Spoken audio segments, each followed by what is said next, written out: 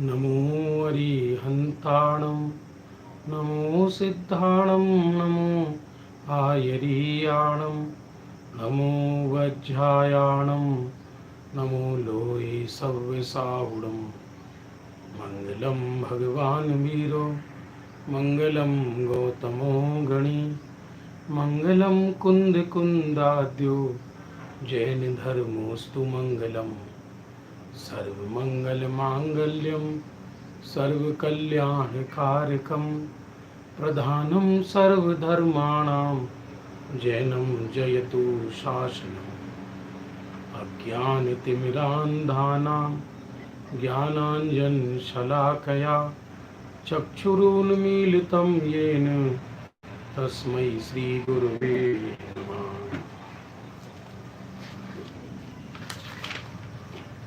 धर्म धुरंधर आदि धर्म करतार नमो देव अगहरण थे सब विधि मंगल सार अजित आदि पारस प्रभु जयवंते जनिराय घाति चतुष्क कर्म मल भय शुद्ध शिविराय मंगल कर जे अगहरण हैं जिनके सब नाम निशिवासर सुमरु सदा सरे सवे निज काम।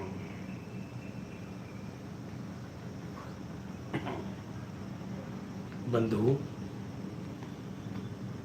संध्याकालीन स्वाध्याय का समय हो चुका है और चर्चा संग्रह ग्रंथ ब्रह्मचारी रायमल जी कृत आचार्य कल्प पंडित टोडरमल जी के अभिन्न साथी,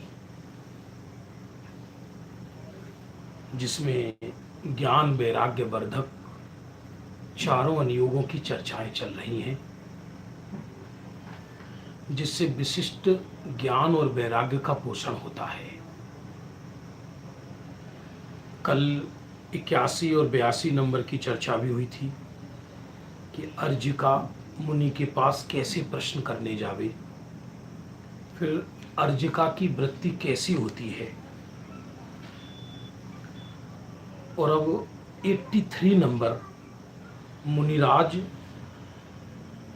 प्रातःकाल साय और प्रभात में अपने आसन और सैया को शोधते हैं। वैसे तो मुनिराज सोते ही कहाँ हैं,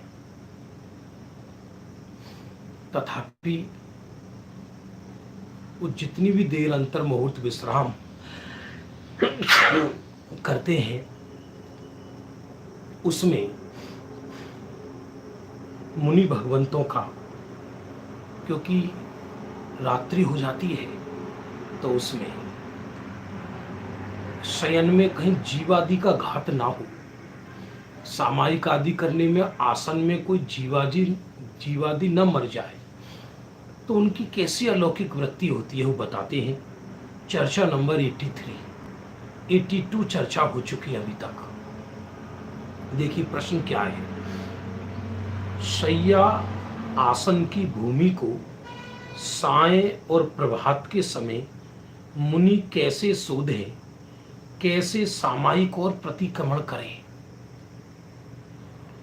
कोई मुनिराज का बाह्य जीवन भी बहुत अलौकिक होता है, उसमें कहीं भी प्रमाद नजर नहीं आता।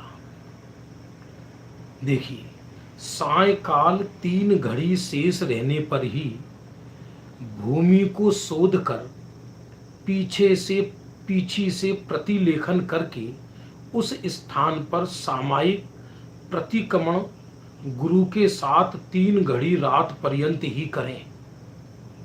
क्या कहते हैं सुनिए। 3 घड़ी का मतलब हो गया 1.5 अंतर मुहूर्त।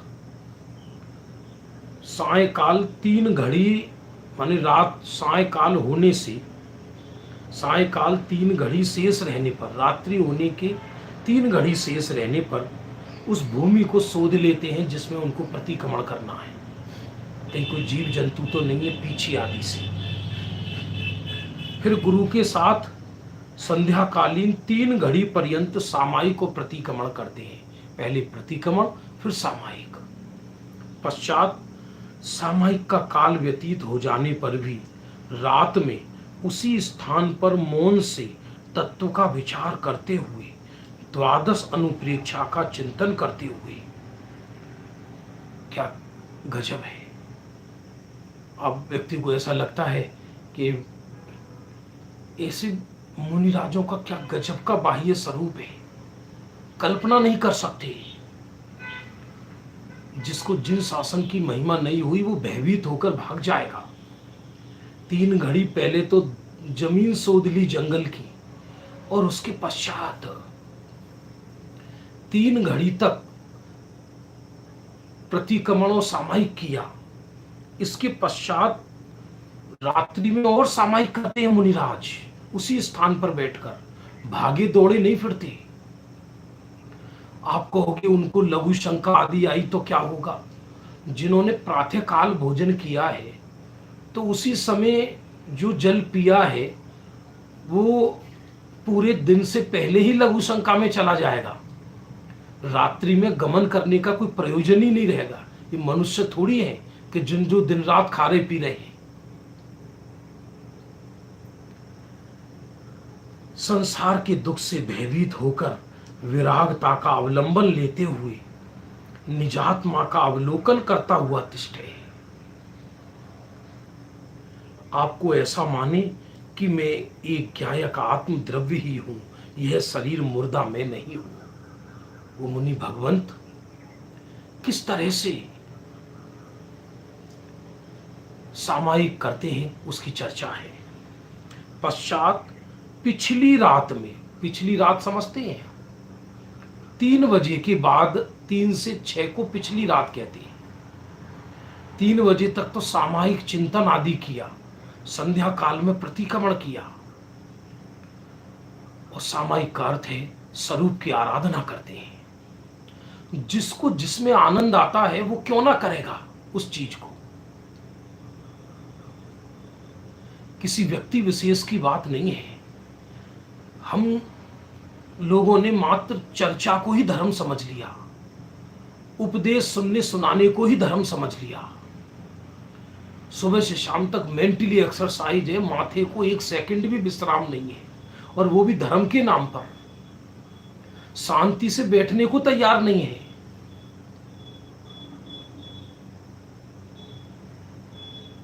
और जब पिछली रात में अल्प निद्रा सहित हाथ पैर को संकोच कर आसन में शयन करे, यानी ऐसा नहीं कि फैल कर, हाथ पैर संकोच करके शयन करते हैं, वो भी अंतर मुहूर्त से अधिक नहीं। फिर क्या होता है, फिर 3 घड़ी रात शेष रहने पर ही उठकर, जब पिछली रात हुई तो उसमें अंतर मुहूर्त जो अल्प निद्रा ली, फिर दिन निकलने से 3 घड़ी पहले, 3 घड़ी माने 1 घड़ी 24 मिनट की, तो 1.5 अंतर मुहूर्त पहले उठकर पीछे से भूमि को शोध कर सामायिक प्रतिक्रमण 3 घड़ी दिन चढ़ने तक करे। पहले सामायिक फिर प्रतिक्रमण, जो रात्रि में दोष लगे हो। आप कहोगे क्या 24 घंटे सामायिक ही करते रहते हैं? हाँ, और काम क्या है मुनिराज को। जब जग विषयों में रच पच कर गाफिल निद्रा में सोता हो, अथवा वे शिव के निष्कंटक पथ में विषकंटक बोता हो अर्ध निशा का सन्नाटा, वन में वनचारी चरते हो, तब शांत निराकुल मानस तुम तत्वों का चिंतन करते हो। क्या मुनिराज का जीवन है। विचार करने में ही रोमांच होता है। पश्चात भूमि का अवलोकन करे। यदि कदाचित किसी जीव की विराधना रात में हो गई हो तो उसका प्रायश्चित ले। ये मुनिराज का रात्रिकालीन जीवन है, सामायिक ही सामायिक। शयन तो मात्र अंतर मुहूर्त मात्र है, 2 घड़ी, वो भी पिछली रात को। आप जानते हैं, नींद व्यक्ति को देह की विश्रांति मात्र अंतर मुहूर्त में ही समाप्त हो जाती है, ऐसे ही योग ग्रंथ लिखते हैं। स्वास्थ्य ग्रंथों में ऐसी चर्चा आई है कि शरीर का परिश्रम 1 घंटे मात्र शयन करने से चला जाता है। व्यक्ति जो अधिक सोता है वो मेंटली परेशानियों को भुलाने के लिए सोता है। सत्य तो ये है। और मुनिराज को कोई मेंटली परेशानी तो है नहीं।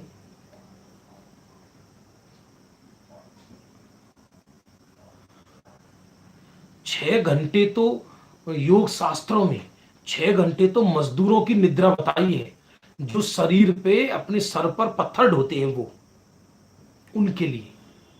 साधारण व्यक्ति की निद्रा 4 घंटे से अधिक नहीं बताई, लौकिक जन में जो परिश्रम करते हैं।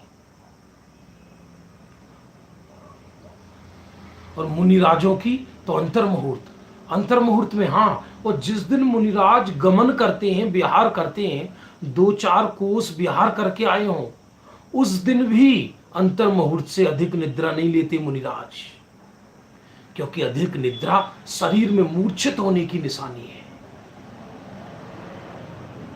वो सोते कहां हैं? वो तो स्वरूप में जागृत रहते हैं, जिसे जगत विश्राम कहता है, ज्ञानी जन उसे मूर्छा की बीमारी कहते हैं।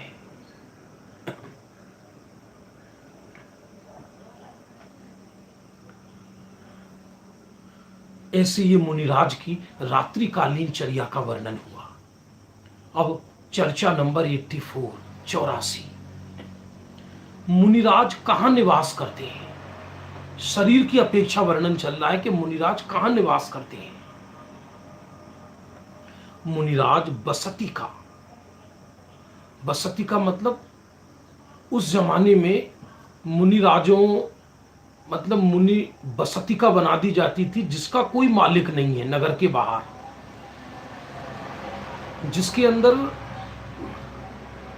दरवाजे नहीं होते थे, जिसका कोई मालिक नहीं है।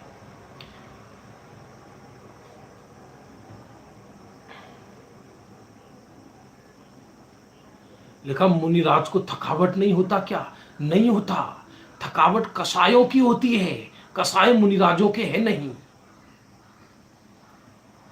और देह की थकावट अंतर मुहूर्त में चली जाती है। इससे अधिक देह की थकावट ज्यादा शयन मांगती ही नहीं है। तो बसतिका अथवा गुफाओं में, पर्वत के शिखर पर, वृक्ष तले, नदी के तट, पुराना निर्जन वन इत्यादि रमणीक स्थानों में रहते हैं, जहां हम जाने से डरें। मुनिराजों के लिए भयानक स्थान है नगर, और मुनिराजों के लिए सबसे रमणीक स्थान है शमशान। हमारे लिए भयानक स्थान है शमशान, रमणीक स्थान है नगर। मुनिराजों के बिल्कुल उल्टा है।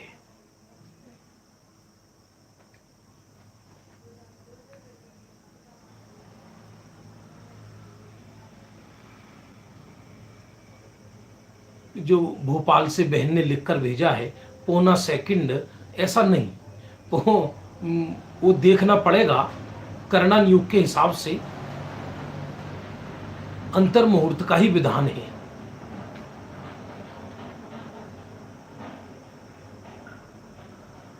तो ऐसे स्थानों पर रहते हैं जहां मनुष्य नहीं है, अपार शांति है। भले ही जंगल के वन हो, वन के पशु पक्षी हों, लेकिन मुनिराज उस वन में भयानक रातों में भी आत्मा का आनंद लेते हैं, स्वरूप के ध्यान में मग्न रहते हैं, उनको भय समाप्त हो जाता है। ये भी नहीं लिखा गांव में रहते हैं, गांव के निकट,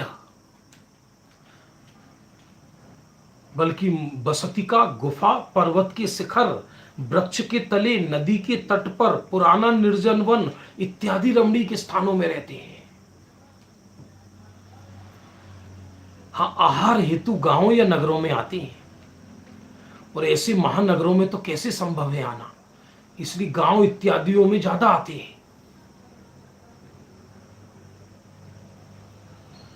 मुनिराज किस कारण से आहार लेते हैं? प्रश्न आया, मुनिराज किस कारण से आहार लेते हैं? क्षुधा की उपशांति के लिए, प्राण रक्षा के लिए, धर्म के लिए, संयम के लिए, वैयावृत्ति के लिए भोजन लेते हैं। ये 5 कारण जानना। दूसरे शब्दों में कहें कि देह की स्थिरता के लिए, क्षुधा की उपशांति के लिए, क्योंकि मुनिराज छठे उस गुण स्थान में मुनिराज को भी क्षुधा होती है। देह में और क्षुधा में निमित्त नैमित्तिक संबंध है, लेकिन ऐसी भी क्षुधा नहीं है मुनिराज को कि चाहे जैसे भी पेट भर ले।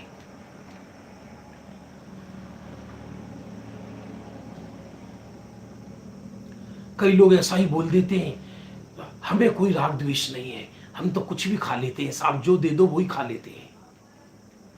कई लोग ऐसे होते हैं कि जिनका जीवन ऐसी भार रूप में व्यतीत हो रहा है, जो देव वही खा ले, जो देव वही खा ले। व्यक्ति को यह विवेक नहीं कि इसमें क्या भक्ष है, क्या भक्ष है। मुनिराज को क्षुधा तो होती है, लेकिन वो विवेक पूर्वक क्षुधा है। ऐसा नहीं है कि क्षुधा है तो कुछ भी खा ले। 6-6 महीने आहार न मिलने पर भी जो उनके योग्य होगा उसे ही ग्रहण करेंगे, प्राण की रक्षा के लिए। तो मुनिराजों को भी प्राण, हाँ, जबरदस्ती कोई देह को थोड़ी मौत के मुंह में डालेंगे मुनिराज। धर्म के लिए इस देह को आहार तभी देते हैं कि इससे धर्म सधे, और यदि देह से धर्म करना बंद हो जाए तो मुनिराज समाधि अंगीकार कर लेते हैं। राचन जोग स्वरूप नया को, बिरचन जोग सही है। यह तन पाए महातप कीजे, या में सार यही है। शरीर में रचना ये ज्ञानियों का योग नहीं है, बल्कि बिरचन, शरीर से विरक्त रहना, यही शरीर से श्रेयस्कर है।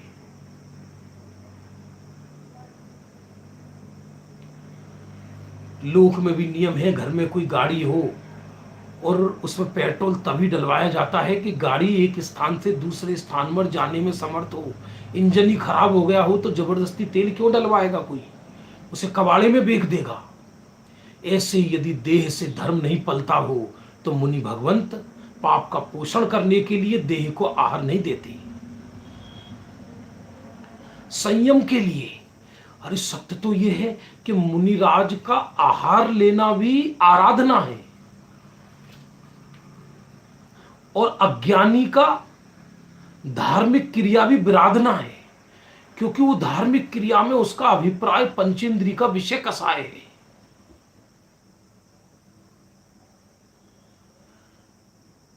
इसलिए संयम के लिए और वैयावृत्ति के लिए, वैयावृत्ति उसे कहते हैं जिसके करने पर धर्म में परिणाम लगे, धर्म में मन लगे, तो वैयावृत्ति कहलाती है। और यदि आहार आदि करने से प्रमाद आए और धर्म से दूर हो तो वो और अवैयावृत्ति हो गई, उपसर्ग हो गया भोजन। इसलिए नीरस आहार ग्रहण करते हैं, अल्प आहार ग्रहण करते हैं। ये जैसे पेट है तो स्वयं मनोविज्ञान होता है। मुनिराज को ऐसा थोड़ी कुछ भी खा ले फिर बैठे रहे सोच में, तो हो गई उनकी आराधना। तो एक भाग तो रखते हैं खाली, और एक भाग मतलब शरीर, पेट का एक भाग खाली, अब 3 भाग बचे, 2 भाग भोजन और 1 भाग पानी।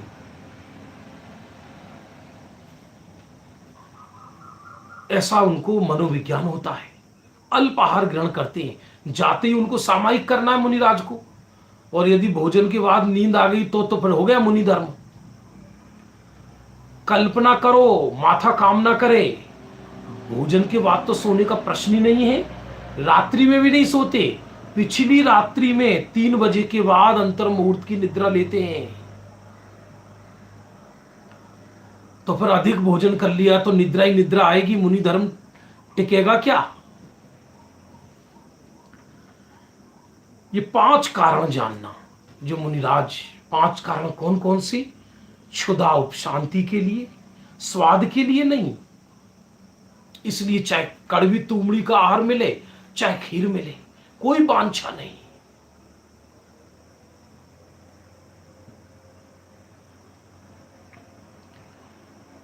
प्राण रक्षा के लिए, धर्म के लिए, संयम के लिए और वैयावृत्ति के लिए। और आगे देखिए 86 नंबर की तत्व चर्चा। मुनि किस प्रयोजन से आहार नहीं लेते? 85 नंबर में था मुनिराज किस हेतु से आहार लेते हैं, और 86 नंबर में पूछ रहे हैं कि मुनिराज किस प्रयोजन से आहार नहीं लेते।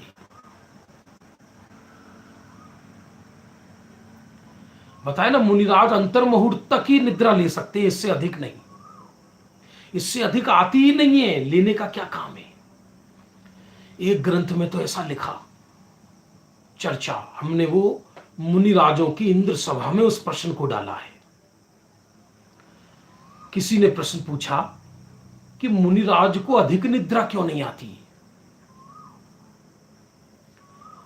तो उसमें उत्तर ऐसा आया, जैसे कोई मुसाफिर, कोई सेठ या रत्नों का व्यापारी रास्ते में विहार करे, जंगलों में रास्ते में जा रहा है और रास्ते में रात्रि हो गई और उसकी पोटली में रत्न बंधे हैं, अब उसे रात्रि को वृक्ष के नीचे विश्राम करना है, बताओ उसको निद्रा आएगी या नहीं आएगी? नहीं आएगी। क्यों? क्योंकि उसे अपने रत्न लुट जाने का डर है, इसलिए निद्रा नहीं आई। आएगी तो थोड़ा बहुत झूठा लेगा मात्र, बस, फिर एकदम जागृत हो जाएगा। उसी तरह मुनि भगवंतों को अपने रत्नत्रय लुट जाने के भय से निद्रा नहीं आती। व्यवहार कथन है।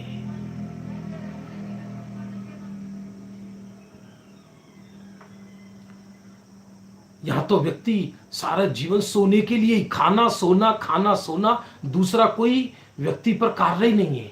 और जो थोड़ा बहुत धर्म कर रहा है ये भी व्यसन पड़ गया है, इसका कोई सेंस नहीं है, करने कराने का क्या सेंस है? यदि दृष्टि अंतर्मुखी नहीं हुई, ये उद्देश्य नहीं बनाया कि हमें आत्मा का कल्याण करना है, तो कोई भी धार्मिक क्रिया है वो मनोरंजन है, उसका क्या लेना देना है?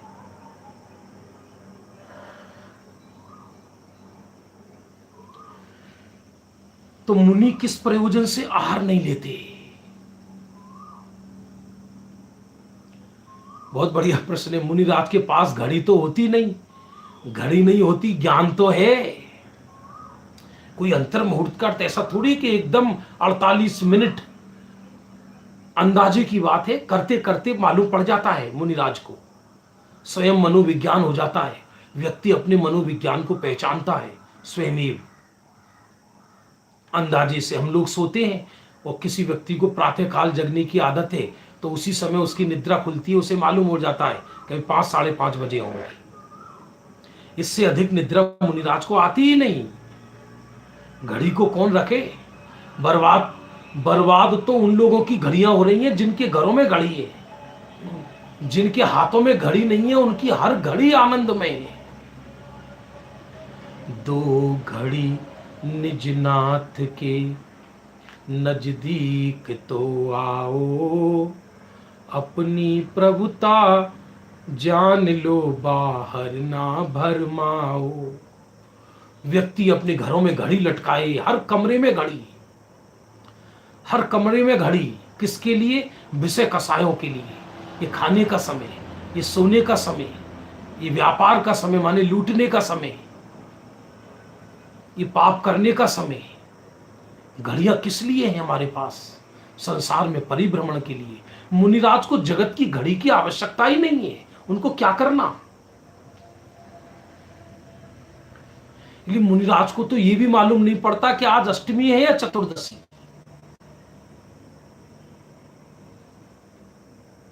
हाँ, मुनिराज एक करवट से सोते हैं, बिल्कुल सही है, करवट नहीं बदलते।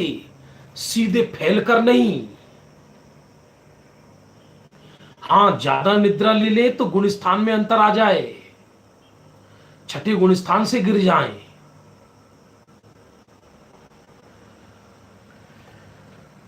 तो देखो किस प्रयोजन से आहार नहीं लेते। शरीर की वृद्धि के लिए आहार नहीं लेते, या थोड़ा चमकता रहूं, थोड़ा हट्टा कट्टा रहूं, शरीर की वृद्धि के लिए आहार नहीं लेते। शरीर की कांति के लिए आहार नहीं लेते। थोड़ा चमकेंगे दमकेंगे तो लोगों पर प्रभाव ज्यादा पड़ेगा। बल वृद्धि के लिए आहार नहीं लेते। स्वाद के लिए आहार नहीं लेते। सत्य बात तो यह है, योग के ग्रंथों में लिखा, भोजन व्यक्ति की औषधि है। जो लोग भोजनों में स्वाद ढूंढते हैं, उनके रोग को दुनिया में कभी कोई दूर नहीं कर सकता। ये तो आयुर्वेद के ग्रंथों में लिखी है वाली बात कि आहार व्यक्ति की औषधि है। और मुनिराजों के लिए आहार शरीर की स्थिति का कारण है। शरीर की वृद्धि के लिए आहार नहीं लेते, शरीर की कांति के लिए आहार नहीं लेते, बल वृद्धि के लिए, स्वाद के लिए और आयु वृद्धि के लिए भोजन नहीं लेते। मेरा जीवन बहुत लंबा चले, लंबी आयु, उसके लिए मुनिराज आहार ग्रहण नहीं करते। ये हेतु हो तो मुनिराज को आहार करते समय पाप का बंध हो। मुनिराज का आहार लेना भी आराधना है।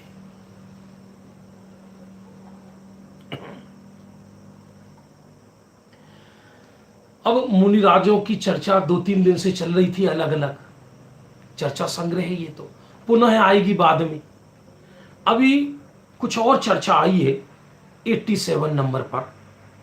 प्रतिमा जी की पूजा कितने प्रकार से है। जिन बिंब जिसको अपन कहते हैं, उनकी पूजन कितने प्रकार से है। तो ब्रह्मचारी रायमल जी उत्तर देते हैं 4 प्रकार से है। एक स्नापन कहिए, प्रक्षाल करना, प्रतिमा के आगे द्रव्य छेपण करना, स्तुति करना और नमस्कार करना। ये चारों द्रव्य पूजन के भेद हैं। पूजन का अर्थ अकेला सामग्री चढ़ाना नहीं, द्रव्य पूजन में नमस्कार भी आता है, प्रभु का प्रक्षालन भी आता है, स्तुति करना भी आता है। सीधी बात है, गुणेषु अनुरागः पूजा, गुण में अनुराग वो पूजन है। अब ये क्या विकृति चली है विधानों में, मुझे तो ज्ञात है कि जैसे पूजन विधान चल रहा है तो बीच में लोग कहते हैं पंडित साहब एक भक्ति ले लो, एक भक्ति ले लो। तो जो पूजन चल रही थी वो भक्ति नहीं थी क्या। लेकिन भोंडेपन, मतलब उल जलूल शब्द उनको विशेष धुन पर गाए जा रहे हैं, उसको व्यक्ति भक्ति समझता है। और दीपक घुमाने को आरती समझता है, और अष्ट द्रव्य चढ़ाने को पूजन समझता है, और अकेले भगवान के कोई स्तोत्र पढ़ रहा हो तो उसे स्तुति समझता है। स्तुति, पूजन, आरती,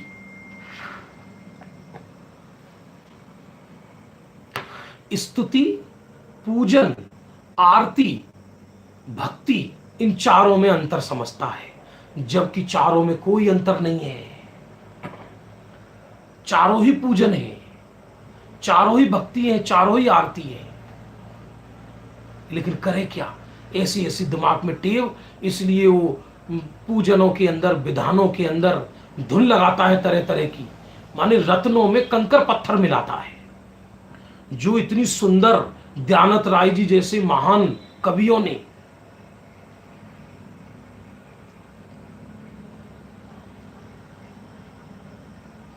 क्या या मुनिराजों की आहार क्या सुबह क्रिया ही गिनी जाती है। हाँ, मुनिराजों की आहार की क्रिया प्रातःकाल ही होती है मुख्यतया।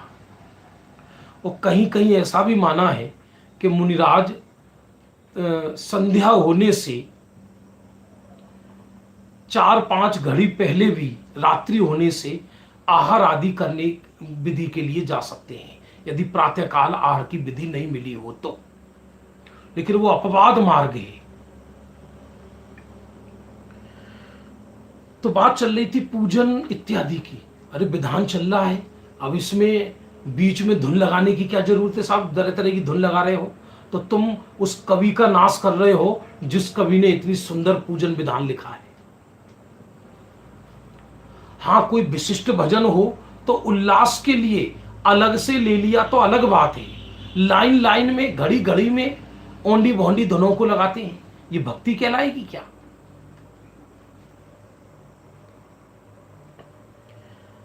इसलिए यहां तो कहते हैं कि ये पूजन कितने प्रकार की है। प्रक्षाल, प्रतिमा के आगे द्रव्य क्षेपण करना, स्तुति करना, नमस्कार करना, ये सब 4 तरह की द्रव्य पूजन है। अब 88 नंबर की चर्चा एक जरा नाजुक चर्चा है, ये भी मुनिराजों के विषय में है। बंधु फिर से सुनना, प्रश्न लोग कर रहे हैं तो मैं क्या उत्तर दूं प्रश्नों का? आ ही गया, जिसमें हिंसक क्रिया हो वो आरती। आरती का अर्थ क्या है? भगवान के गुणों में आसक्ति। आरती चारों तरफ से उपयोग समेट कर भगवान के गुणों का बहुमान आना, उसका नाम आरती है। जिनवाणी की पूजन में दयानंद राय जी लिखते, कहूं आरती भारती हम पे होए सहाय। मैं आरती कहता हूं प्रभु आपकी। अब 88 नंबर की चर्चा आप सब लोग ध्यान पूर्वक सुने।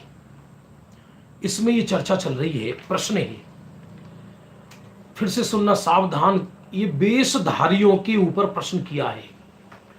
हम कोई जगत में समीक्षक नहीं है, हमें किसी के विषय में बोलने का अधिकार नहीं है, इसलिए किसी व्यक्ति विशेष की चर्चा नहीं चल रही, किसी व्यक्ति विशेष की निंदा नहीं की जा रही। ये तो ग्रंथ में लिखा है तो चर्चा की जा रही है। देखो, वेशधारियों में अवगुण तो विशेष हैं। वेशधारी माने जिन धर्मी से नजर आते हैं पर जिन धर्म है नहीं। वेशधारियों में वो जिन मती भी हो सकता है और अन्य मती भी हो सकता है। सो तो अपने को लेना नहीं, अवगुण ग्रहण करना नहीं, उनकी अनुमोदना भी नहीं करना, परंतु उनमें कोई सील संयम आदि गुण पाए जाएं तो उनको श्रद्धानी पुरुष ग्रहण करे या नहीं ग्रहण करे। कोई वेशधारी, कुलिंगी, पाखंडी, अन्यमति अथवा जिनमति में ही वेशधारी, जैनियों में ही, उसके अवगुण ग्रहण मत करना, लेकिन गुण को तो ग्रहण कर लेना चाहिए। उसमें क्या दिक्कत है? उसके गुणों की भी अनुमोदना करें या नहीं करें, यह प्रश्नकार का प्रश्न है। प्रश्न समझ में आया या नहीं आया? कोई भेषधारी है, उसके अवगुणों को तो मत ग्रहण करो, उसकी अनुमोदना भी मत करो, लेकिन जो उसमें गुण हैं उनको तो हम ग्रहण कर सकते हैं। कर सकते हैं या नहीं, ये प्रश्न है। उत्तर सुनो।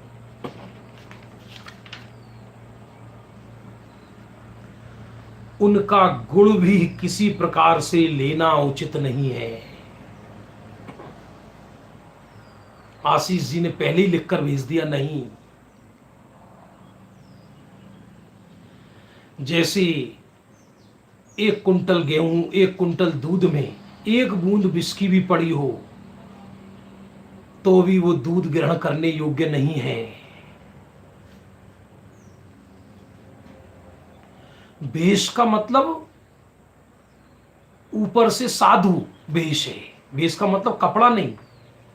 तो साधु का वेश है, वो भले ही जिनेंद्र जैनमती का साधु या अन्यमती का साधु, सीधी बात है। जिन धर्म से विरुद्ध सच्चा साधु यदि नहीं है तो वेशधारी है, कोई ना कोई वेश तो होगा ही।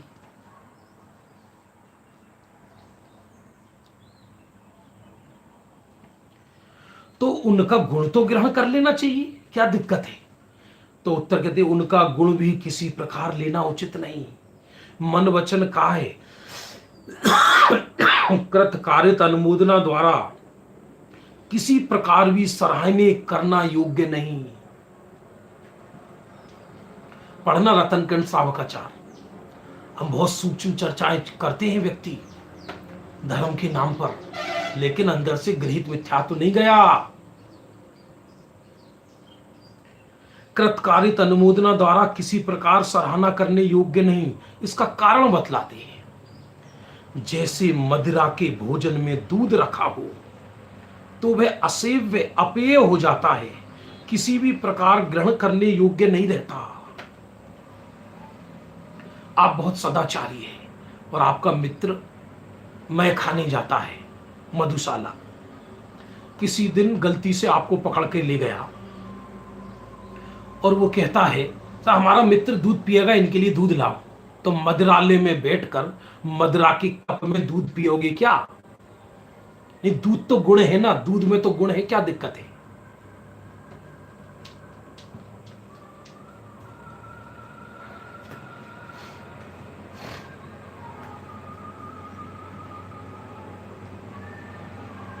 वैसे ही जिन धर्म की क्रिया अन्य मत के मिथ्यात्व धर्म में जा पड़े, मिल जाए तो वे ग्रहणीय नहीं है और सराहनीय भी नहीं है। यदि जिन धर्म की कोई क्रिया अन्य मति में भी नजर आ जाए तो भी वो ग्रहण करने योग्य नहीं है।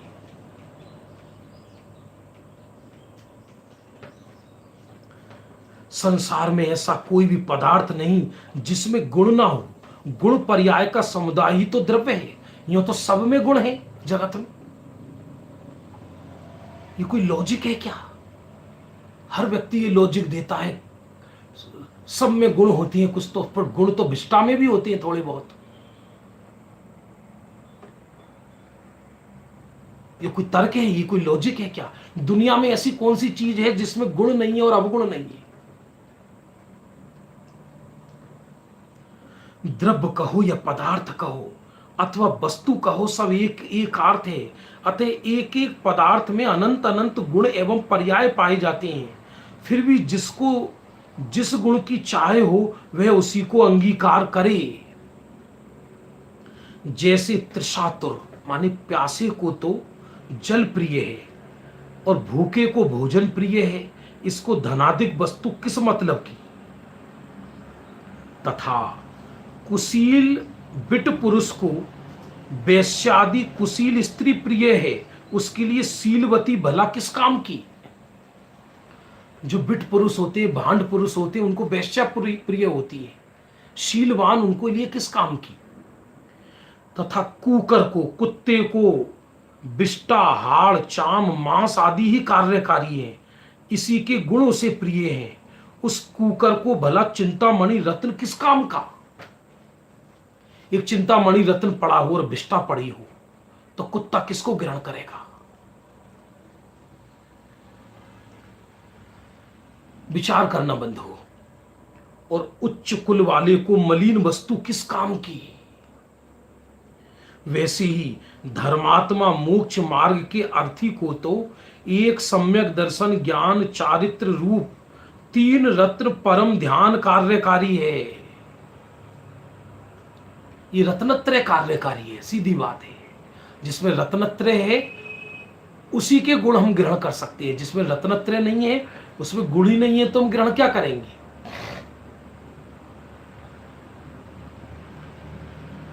जिस पुरुष में यह गुण पाई जावे तो इन गुणों के अलावा और भी सर्वगुण महिमा योग्य पूजने योग्य हैं, यदि ये मुख्य गुण है तो। और यदि ये मुख्य गुण नहीं है तो अन्य गुण सराहने योग्य नहीं है। जैसे हम कहेंगे साहब ये पुरुष बहुत महान है, बहुत सज्जन है, बहुत शांत है, बहुत सुशील है, लेकिन आगम विरुद्ध बोलता है तो किस काम का है।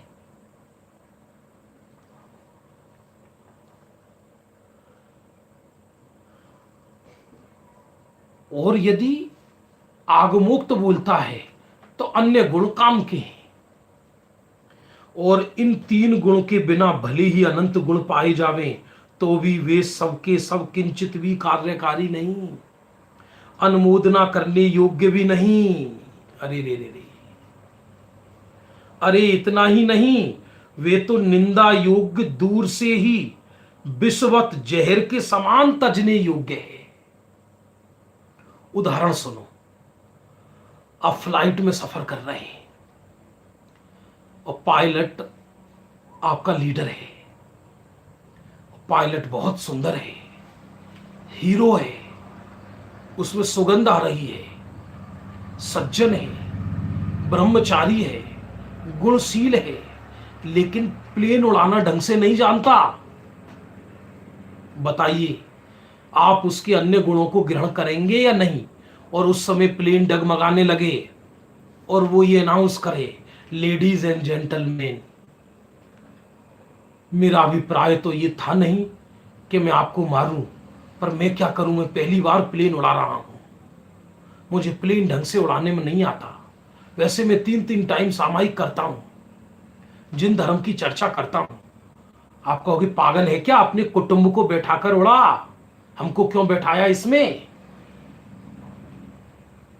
क्योंकि पायलट का मुख्य गुण सामायिक नहीं है, सज्जनता नहीं है। पायलट का मुख्य गुण है वो प्लेन चलाना आना चाहिए उसको। हम अन्य गुणों का क्या करेंगे उसकी?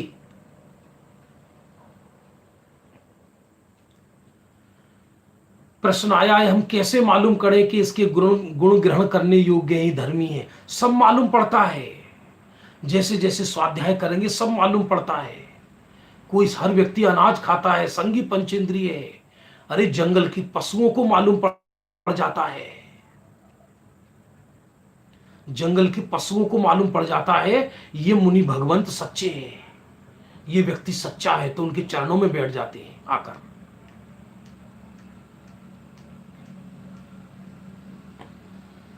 टोडरमल जी ने मोक्ष मार्ग प्रकाशक में लिखा है, सम्मत जगत में तू चतुर है, वहां खोटे नोट और असली नोट को पहचान लेता है। यहां कहता है कि मुझे मालूम नहीं पड़ता, सब मालूम पड़ता है अपने आप स्वयमेव।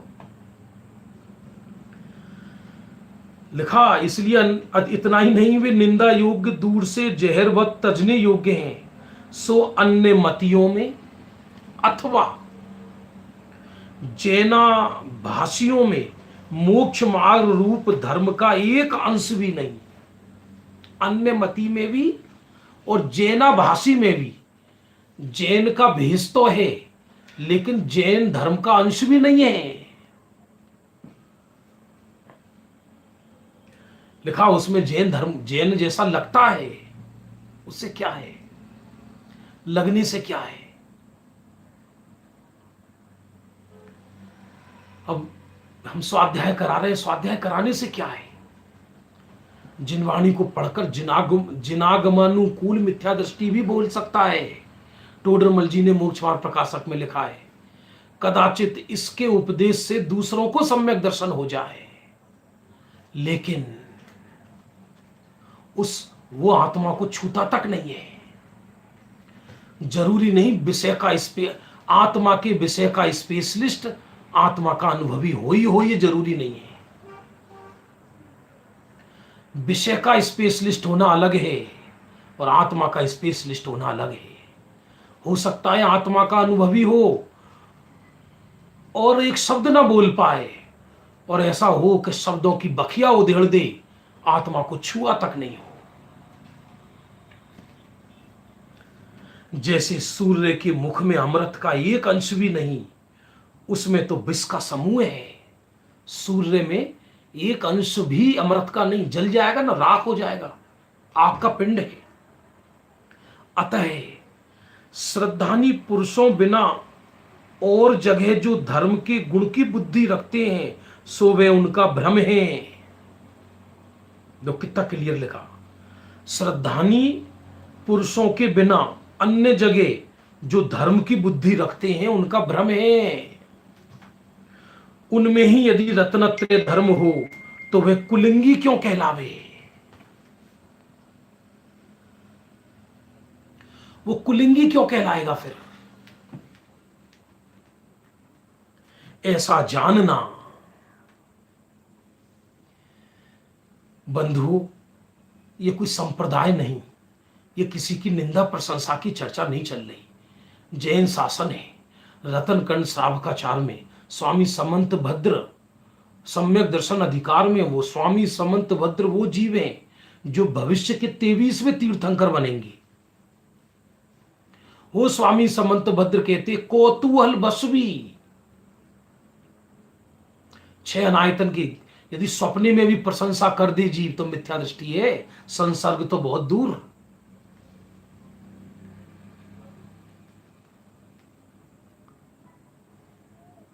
एक वैश्या बहुत अच्छा भोजन बनाती है, लेकिन भक्ष्य भोजन बनाती है, कोई दिक्कत नहीं है। एक दिन तो जिमने जा सकते हैं, आप लोग नहीं। अरे साहब क्या दिक्कत है, कैसे संभव है? उसी तरह जो रत्नत्रयधारी है उसी के ही गुणों की अनुमोदना की जाती है, उसी का ही संसर्ग किया जाता है, उसी के ही संसर्ग का नाम सत्संग है, उसी के ही गुणों की अनुमोदना की जाती है। बाकी के गुणों सपने में भी नहीं की जाती।